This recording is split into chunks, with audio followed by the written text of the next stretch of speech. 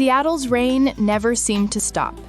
It painted the streets silver, turned neon signs into blurred streaks of color, and filled the air with the smell of damp concrete and coffee. Bella Ruiz leaned against her apartment window, watching the drizzle. At 26, she thought she had her life figured out. Steady job, stable relationship, and a future that seemed safe. But safety had a way of unraveling when you least expected it. Before we start, like this video and comment where you are watching from. Your support helps us bring more powerful stories. Now let's begin. Bella Ruiz's boyfriend, Jordan Matthews, was the kind of man who anchored her. At 29, he carried himself with quiet strength. His dreadlocks were tied back neatly, his deep brown eyes calm even when storms rolled outside. Jordan worked long shifts at the port, unloading cargo at the docks, and came home smelling of sea air and metal. He didn't make much, but what he gave Bella was something money rarely bought: security. Then there was Malik Johnson. Jordan's best friend since high school, Malik was the opposite in every way. Where Jordan was steady, Malik was fire. He was 30, sharp-eyed, quick with a joke, and always dressed to be noticed. Fitted shirts, leather jackets, expensive watches. Malik looked like trouble and enjoyed being treated like it. He had hazel eyes that seemed to dare you to believe him, and a smile that made people forget not to. Bella tolerated Malik because Jordan loved him like a brother. But there were moments when Malik's gaze lingered too long, when his compliments dipped too far below the surface, when her stomach tightened with unease. One night, after a small gathering at Jordan's apartment, Malik stayed behind to help clean.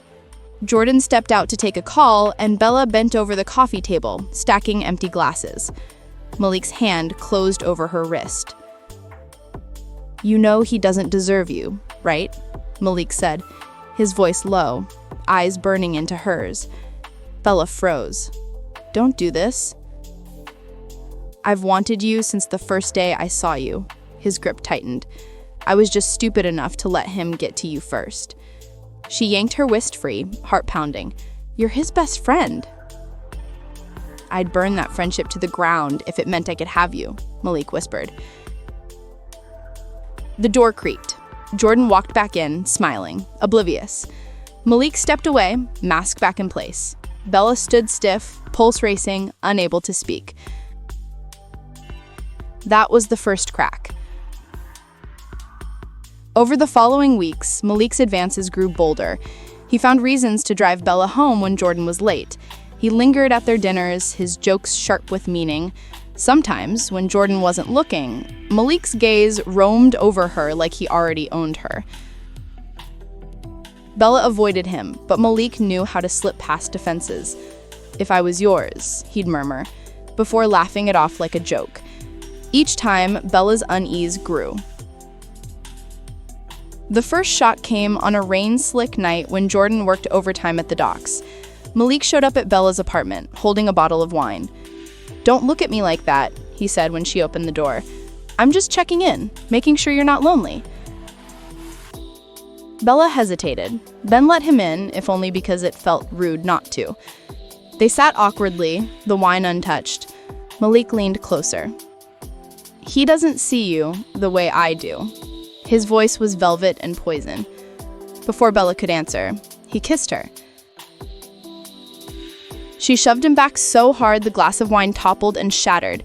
"Don't ever touch me again," she whispered, trembling. Malik's jaw tightened. "He's going to fail you. When he does, I'll be here." When he left, Bella locked the door and slid to the floor, her chest heaving. For the first time, she felt truly unsafe. The twist came a week later. Jordan came home late, his face clouded, his clothes damp from the rain. "Malik told me something," he said, voice careful. Bella's stomach dropped. "What did he say?" "He said you kissed him." Her blood ran cold. "That's a lie. He kissed me. I pushed him away." Jordan's jaw flexed, his eyes searching hers. He didn't answer immediately, and that hesitation broke her. "You don't believe me," Bella whispered. "I want to," he said finally. "But he's my brother. We've been through everything together. Why would he lie?" Tears stung her eyes. "Don't you see? Because he wants me. Because he's jealous of you." Jordan turned away, and in that silence, Bella felt her world tilt. The triangle tightened like a noose. Malik whispered poison into both their ears. To Jordan, he implied Bella was drifting.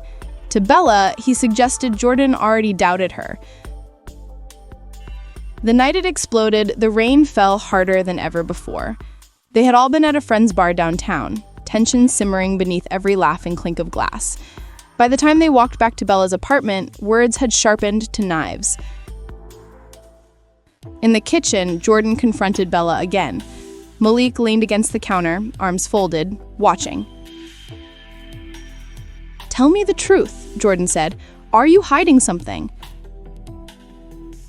"I told you already," Bella cried. "He kissed me, I pushed him away, that's it." "She wanted it," Malik cut in smoothly. "You liar!" Bella shouted. Jordan's face twisted with rage. He lunged at Malik, fists flying. The two men crashed into the counter, shoving, punching. Bella screamed, trying to pull them apart, but years of brotherhood shattered into violence. Then Malik pulled a knife. The sight froze her. Jordan's eyes widened, but before she could react, she stepped between Bella and the blade. The knife sunk into Jordan's side. Blood blossomed across his shirt. Bella screamed as Jordan staggered and fell. Malik's face went pale. He dropped the knife, muttering, I didn't mean," before bolting out the door into the rain. Bella cradled Jordan in her arms, blood soaking her hands. "Stay with me. Please stay," she sobbed, as neighbors pounded on the walls and someone called 911. The hospital smelled of bleach and despair. Bella sat in the waiting room, her hands still stained with Jordan's blood. Hours blurred together until a doctor finally emerged. "He lost a lot of blood," the doctor said, "but he's alive. He'll recover." When she saw him again, pale and weak, Bella collapsed at his bedside, clutching his hand. "You saved me," she whispered. "No," he rasped, his voice faint but steady. "I'd do it again. I'd bleed for you every time." Her tears spilled freely. In that moment, every doubt, every poison Malik had planted, vanished. Jordan's love wasn't fragile, it was unbreakable. Malik was caught 2 days later, wandering near the docks. He didn't fight the arrest. His betrayal was the deepest cut Jordan had ever endured. "He was my brother," Jordan said, staring at the ceiling of his hospital room. "We survived everything together. How do I forgive this?" Bella pressed her forehead to his hand. "Maybe forgiveness isn't for him, maybe it's for you, for us, to let go of what he did so we can move forward." Jordan closed his eyes. It took months, but eventually he chose not to let hatred consume him. He pressed charges, but he let the anger go. Malik's name was erased from their lives. It took time for Jordan's body to heal, and longer for his heart to. Intimacy returned slowly, cautiously. One rainy night months later, Bella lay beside him, tracing the scar on his side with her fingertips. "You almost died because of me," she whispered. "Because of love," Jordan corrected, kissing her forehead. This time, their intimacy wasn't reckless or poisoned by Malik's shadow. It was tender, raw, and certain. They had survived betrayal, blood, and doubt. What was left was stronger than anything Bella had imagined. Seattle's rain still fell, endless and gray. But to Bella, it no longer felt like sorrow. It felt like cleansing. Malik had tried to break them apart, and in a way he had succeeded. But the knife that nearly ended Jordan's life also carves the truth between them. Love had survived, but it had cost them blood, forgiveness, and the ghost of a brother lost. Every time Bella touched the scar on Jordan's side, she remembered how close she had come to losing everything. And every time Jordan kissed her afterward, she knew they had both chosen to fight for love, even when it nearly destroyed them.